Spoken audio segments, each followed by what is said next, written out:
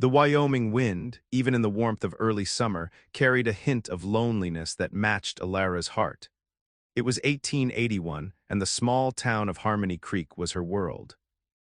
For 10 quiet years, she had been its schoolteacher, her gentle voice guiding young minds through letters and numbers. But beneath her calm smile, a sorrow lingered. Her husband, Thomas, had been gone for 5 long years, taken by a harsh winter fever. Each sunrise brought the routine of the schoolhouse, yet each sunset deepened the quiet ache of an empty home. Alara was not old, not truly. Her hair, the color of rich earth, was still mostly free of silver threads, and her eyes, the shade of a clear mountain lake, held a sparkle when she laughed. Yet at 32, she felt the weight of time and the unspoken rules of the frontier. A widow was a widow, and in a town that moved forward with a rugged determination, her past felt like a shadow that refused to lift. She found comfort in books and the innocent chatter of her students, but sometimes, especially when the town prepared for a gathering, a fresh wave of longing would wash over her. She yearned for connection, for a touch that wasn't just a friendly hand but something more, something lost. This evening, however, was different. The annual Harmony Creek Jubilee was upon them, and the old Grange Hall buzzed with anticipation. Fiddle music already drifted on the breeze, a lively tune that seemed to pull folks from their homes. Alara, after much thought, decided to go. She wore her best dress, a deep forest green that brought out the color of her eyes, and pinned a small, dried wildflower to her bodice. As she walked towards the hall, the sounds of laughter and music grew louder, filling the air with a contagious energy. Stepping inside, the warmth of the crowded room enveloped her. Lanterns hung from the rafters, casting a soft, golden glow on smiling faces. Children chased each other between the legs of adults, their giggles mixing with the cheerful chatter. Couples spun around the dance floor, their boots thudding a rhythm against the wooden planks. Alara watched them, a small, unfamiliar flicker of hope stirring within her chest. She wasn't a young girl anymore, she knew that. Her dancing days with Thomas felt like a lifetime ago. Yet, seeing everyone so happy, so full of life, made her wonder if perhaps, just perhaps, there was still a place for her in such a joyful scene. Maybe tonight the shadow of her past wouldn't feel so heavy. Maybe tonight she could simply be Alara, enjoying the music and the company. Alara found a quiet spot near the wall, enjoying the music and the cheerful faces. A few people nodded to her, and she offered polite smiles in return. The warmth of the room, however, soon felt less like a comfort and more like a spotlight. As the evening wore on, she noticed a group of women, Mrs. Henderson and her daughters, gathered in a corner. Their heads were close, and their gazes kept darting towards Alara. At first, she tried to ignore it, telling herself they were simply discussing the latest town news. But then a snippet of their conversation floated over the lively music, clear as a bell. "She's got her best dress on," Mrs. Henderson whispered, her voice sharp as a tack. One of her daughters giggled. "Still hoping, is she?" "At her age." Alara's heart sank. She pretended to be deeply interested in the pattern of the wooden floor, but her ears burned. Another voice, Mrs. Gables, chimed in, "Well, she's a good teacher, bless her heart, but a wife. Who'd take on a woman past her prime, especially a widow?" More hushed laughter followed. The words, like tiny, stinging arrows, pierced through Alara's fragile hope. The joyful music suddenly sounded mocking, and the festive lights seemed to dim around her. The warmth of the room turned cold, making her feel exposed and small. The whispers of the women were bad enough, making Alara's cheeks burn. But then, a loud, booming voice cut through the music, silencing nearby conversations. It belonged to Mr. Crowley, a burly rancher known for his loud opinions and even louder laugh. He had been drinking, and his face was red. He stumbled a bit, pointing a thick finger straight at Alara. "Well, look here, folks," he roared, his words slurring slightly. "Miss Alara still looking for a dance partner, are we? Thought you might have given up on that by now." A few people chuckled nervously while others just stared. "Mr. Crowley didn't stop there. He took a few more steps, swaying slightly. "Truth be told, a woman of her asterisk experience, well, she's better off teaching sums than trying to catch a husband. No man worth his salt would take on a dusty old bookworm like her. Too old to wed, that's what she is. His words echoed in the sudden quiet of the hall. The fiddle music seemed to fade away, leaving only the ringing of his cruel words in Alara's ears. Her face, already flushed, now felt cold and numb. All eyes were on her. She felt like a bug pinned under a magnifying glass, exposed and ridiculed. The small hope she had carried into the dance was utterly crushed. Shame, hot and heavy, washed over her, making her want to disappear. The silence that followed Mr. Crowley's cruel words was thick and heavy, pressing down on Alara. She could feel every eye on her, every whisper unspoken but loud in her mind. Her heart pounded a frantic drum against her ribs, and a hot, prickly sensation spread across her skin. It felt as though the very air had turned to glass, fragile and about to shatter. Her vision blurred, and she knew, with a certainty that stung more than any insult, that tears were welling up, ready to spill. She couldn't bear another moment of it. The shame was too great, the humiliation too raw. All she wanted was to escape, to be anywhere but under the harsh glare of judgment. Keeping her head down, Alara began to move, slowly at first, then with a quickening pace, towards the hall's entrance. Each step felt heavy, as if her feet were stuck in mud. She focused on the door, on the promise of the cool night air outside, trying to ignore the lingering stares and the uncomfortable quiet that still held the room. A tear finally escaped, tracing a hot path down her cheek, followed quickly by another. She bit her lip hard, trying to hold back a sob, desperate to leave with some shred of dignity, even if it was just the dignity of silence. Alara was almost to the door, her hand reaching for the cool metal of the latch, when a sudden movement caught her eye. It wasn't one of the townsfolk, frozen in their judgment, but a figure from the shadows at the edge of the hall. He had been there all evening, a dark presence that most people tried to ignore. This was Silas the outlaw. He was young, barely past 20, but his face told a harder story. A jagged scar ran from his eyebrow down his cheek, pulling at the corner of his eye and giving him a fierce, unsmiling look. His clothes were plain, dark, and worn, and a dusty hat shadowed his eyes. People in Harmony Creek knew his name, whispered it with fear and caution. He was said to ride with a rough crowd, though he mostly kept to himself in town, buying supplies and then vanishing into the wilderness. No one dared to cross him, and certainly no one expected him to step out of the dark. But now he did. With a quiet grace that seemed out of place for such a feared man, Silas moved forward. His boots made no sound on the wooden floor as he walked past the stunned faces of the townsfolk, his gaze fixed only on Alara. His presence commanded a new, deeper silence than before, a silence filled with a mix of fear and utter disbelief. He stopped right in front of her, blocking her path to the door. Alara froze, her hand still reaching for the door, her heart leaping into her throat. Silas stood before her, his shadowed eyes meeting hers with an intensity that took her breath away. She expected anger, a threat, anything but what happened next. Slowly, with a deliberate motion, Silas lowered himself to one knee. The movement was quiet, respectful, and completely unexpected. A collective gasp rippled through the hall, a sound like leaves rustling in a sudden gust of wind. Mr. Crowley, who had been sneering, now stood with his mouth agape. The women who had whispered about Alara stared, wide-eyed and silent. All eyes, once filled with scorn for Alara, now fixed on Silas, trying to understand this unbelievable sight. From his pocket, Silas pulled out a small, dark leather pouch. With careful fingers, he drew something from it. It wasn't a fancy, sparkling jewel, but a simple silver band etched with a delicate pattern of tiny wildflowers. It gleamed softly in the lantern light, beautiful in its plainness. He held it out to Alara, his hand steady. The gesture was clear, unmistakable. He was offering her a ring, a promise, right there in front of everyone. Alara could only stare, her tears forgotten in the face of such a shocking, public act.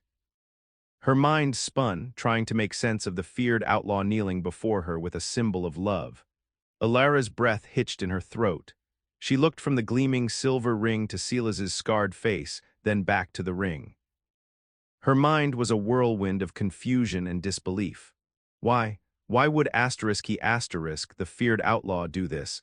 Before she could even form a thought, much less a word, Silas gently took her left hand. His touch was surprisingly soft, careful, a stark contrast to the rough reputation that preceded him. With a steady hand, he slid the silver band onto her ring finger. It fit perfectly, a cool, smooth circle against her skin. The simple wildflowers etched into its surface seemed to bloom under the dim lantern light. A tiny, almost silent murmur rippled through the crowd. It wasn't a gasp this time, but a collective sigh of astonishment, a sound of absolute shock. No one spoke. The entire hall was caught in a moment of stunned silence, every eye fixed on Alara's hand, then on Sela's, then back to the ring. Mr. Crowley, who had been so loud and rude just moments before, now stood completely silent, his mouth still slightly open. Mrs. Henderson's eyes were wide as saucers. It was an act so bold, so unexpected, that it stopped all chatter, all judgment, all laughter.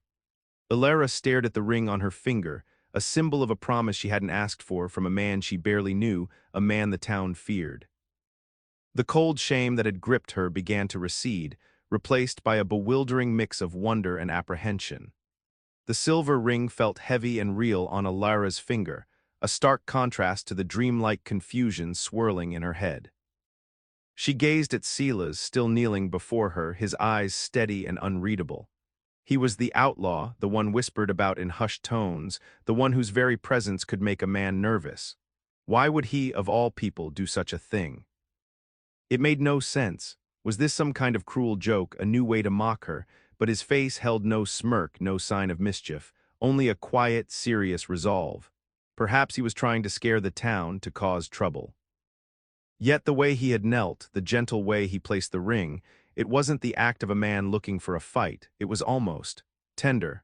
Alara's thoughts raced, tumbling over each other. She knew nothing of Sela's beyond the dark rumors. He was a mystery, a shadow, and now he had placed a ring on her finger in front of every judging eye in Harmony Creek. Her cheeks still felt hot from the earlier humiliation, but this new feeling was different. It was a dizzying mix of fear, surprise, and a strange, tiny spark of curiosity. Who was this man, truly, and what did this impossible act mean? She found herself speechless, her mind too full of questions to form a single word. Still on one knee, Sela's looked up at Alara. His voice, when he finally spoke, was low and rough, but surprisingly gentle, cutting through the stunned silence of the hall. It was not the loud, menacing tone people expected from an outlaw, but a quiet promise. "Miss Alara," he began, his eyes steady, "I ain't got much, and I ain't much to look at." He paused, glancing briefly at the scar on his cheek. "But I got respect, and I got loyalty." He tightened his grip on the hand that held hers, a comforting pressure. "No one should be made to feel small, especially not a good woman like you. You teach our children, you bring light to this town." His gaze swept over the silent crowd, holding each person's eye for a moment before returning to Alara. "I promise you this, from this day forward no one will mock you, no one will shame you, I will stand by you. I will protect you from any harsh word, any mean spirit." His words weren't flowery or grand, but they held a weight, a truth that resonated deeply. He didn't ask for her hand in marriage with a question. He offered a shield, a vow of unwavering care. It was an offer of protection, of devotion, spoken with a quiet dignity that showed a true, deep respect for her. Alara could only listen, her heart doing a strange flutter-kick in her chest. The silence in the hall was so deep you could hear the lanterns softly hissing. Every single person stood frozen, their eyes wide, their mouths slightly open. Mr. Crowley, who had been so loud and mean, now looked like a startled ox. Mrs. Henderson and her daughters, who had whispered cruel words, simply gaped, their faces pale. No one moved, no one spoke. They were all trying to make sense of what they had just seen and heard. Sela's, the feared outlaw, had just put a ring on Miss Alara's finger and promised to protect her. It was like a scene from a storybook, but one that had taken a very strange turn. This wasn't the kind of thing that happened in Harmony Creek. Outlaws didn't kneel and make promises of devotion. A few men scratched their heads, clearly puzzled. Women exchanged bewildered glances. Was this a trick, a dare? Or was it something real? The air was thick with questions that no one dared to voice. They had come to the dance for fun, for gossip, maybe even a little romance. They had not come to witness an outlaw's unexpected act of kindness towards the quiet schoolteacher. The townspeople were truly amazed and completely unsure how to react. Should they clap? Should they protest? Should they simply pretend it hadn't happened? They just stood there, caught between disbelief and a strange, dawning wonder. The days that followed the dance were filled with a strange quiet. People still talked, of course, but their whispers about Alara were different now, laced with curiosity rather than scorn. And Sila's, he wasn't just words. He began to show his promise through actions, small deeds that slowly chipped away at the town's fear and Alara's own doubts. Each morning, before the schoolhouse bell rang, Alara would find a freshly chopped pile of firewood by her door, neatly stacked. One blustery afternoon, when a loose shutter clattered loudly in the wind, she heard a quiet hammering outside, and soon the shutter was fixed, strong and secure. He didn't ask for thanks, often vanishing before she could even open her door. He would leave wildflowers on her porch, simple bunches of purple and yellow blooms picked from the prairie.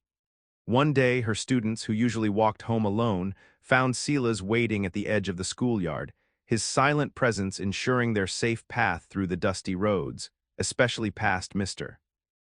Crowley's ranch. He never spoke much to them, just a nod, but his watchful eyes were a comfort.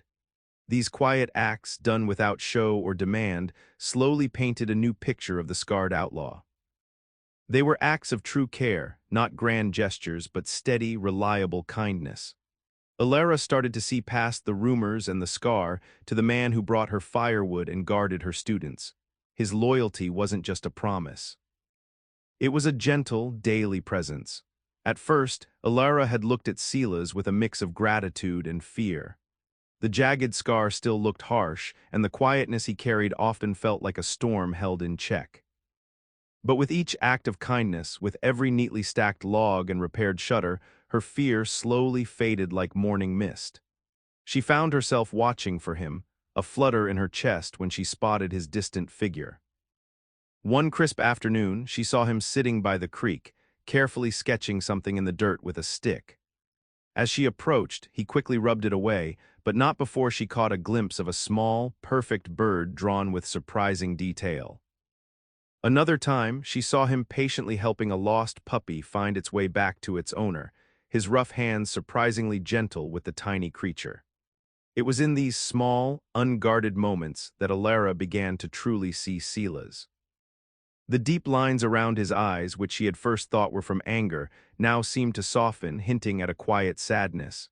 His reserved nature wasn't coldness, but a carefulness, a thoughtfulness. The fierce look was often just a shield.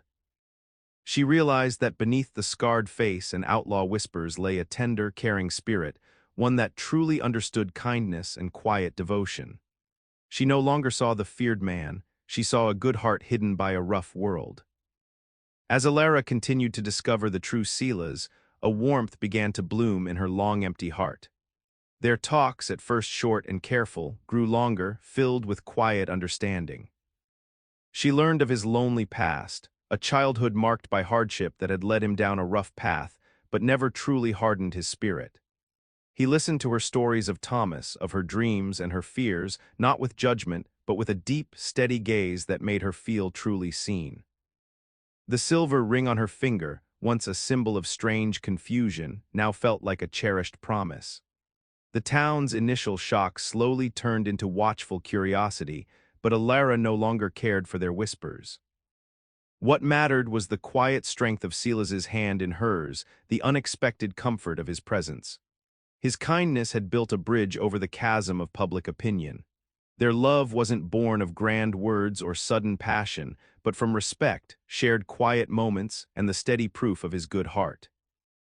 It showed everyone, even the gossiping women and the loud Mr. Crowley, that true feelings ran deeper than surface appearances or hurtful words. It was a love built on seeing the real person inside, not just the stories told about them. For Alara, it was a love more real and strong than any she could have imagined. The quiet acts of kindness from Sila's, along with the undeniable happiness that bloomed in Alara's eyes, slowly began to soften the hard hearts of Harmony Creek. It wasn't a sudden change, old fears and prejudices run deep.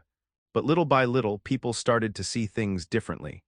When Silas helped Mr. Abernathy mend his broken fence, refusing payment, the old farmer nodded in surprise. When he brought a sick stray dog to Doc Miller, tending to it until it was well, the doctor's stern face showed a hint of approval. The children, always quick to see true kindness, had lost their fear of him entirely, waving cheerfully as he passed. Even Mr. Crowley, though still gruff, stopped his loud remarks mostly. The town saw how Silas looked at Alara not with ownership but with a gentle reverence. They saw her smile more, her step lighter. Her love, like a warm sun, seemed to melt away the outlaw's shadowy past, revealing the good man beneath. It was Alara's faith in him that truly opened their eyes. They began to realize that perhaps their judgments had been too quick, too harsh. The outlaw was changing, and it was clear that Alara's love was the reason. The whispers about him now carried less fear and more a sense of quiet wonder. With each passing day, as the townsfolk slowly changed their minds, Alara felt a deeper change within herself. The heavy sadness that had clung to her since Thomas's passing began to lift, replaced by a lightness she hadn't known was possible. She found herself humming old tunes as she walked to school, and her laughter, once rare, now bubbled up easily when Silas shared a quiet moment with her. She had believed her heart was closed, that love was a gift given only once. But Silas, with his steady loyalty and gentle spirit, had proven her wrong. His love was different from Thomas's, born of a different life and different struggles, but it was no less real, no less strong. It was a love that saw her, truly saw her, past her widow's weeds and the town's judgments. Alara discovered a new kind of happiness, one that felt earned and strong, a love that was a testament to enduring hope. She realized that love wasn't just about finding someone perfect, but about finding someone who made you feel perfect, flaws and all. With Silas by her side, she felt protected, cherished, and deeply, wonderfully alive again. The pain of the past was still a part of her story, but it no longer defined her. She had found a love she never thought she'd have again, a love that promised a bright, unexpected future in the wild heart of Wyoming. Alara's new happiness wasn't just her own. It shone a light that helped Silas step fully out of the shadows. The old outlaw ways, the need to ride alone, to live by cunning and quick wits, they slowly fell away like old skin. He no longer vanished into the wilderness for days on end. Instead, he started building a small, sturdy cabin on the edge of town, closer to Alara's schoolhouse, his hands now busy with honest work. His scarred face, once a sign of danger, now often held a soft, thoughtful look when he watched Alara teach, or when she smiled up at him. He traded his dusty outlaw hat for a simple, worn cap. He learned to mend broken toys for the children and helped with chores around the school. The reputation he once carried, of being a dangerous loner, faded as people saw him helping neighbors, offering a steady hand without asking for anything in return. It was Alara's unwavering belief in him, her gentle acceptance, that truly allowed Silas to change. She saw past his past, and in doing so, she gave him a future. He found a purpose beyond survival, a life built on respect and care. He was no longer just Silas, the outlaw. He was Silas, a respected man of Harmony Creek, building a home and a future, all thanks to the love that had found him in the most unexpected way. The transformation of Silas and the radiant happiness of Alara became a living story for Harmony Creek. Their unexpected bond slowly chipped away at the town's old ways of thinking. Mrs.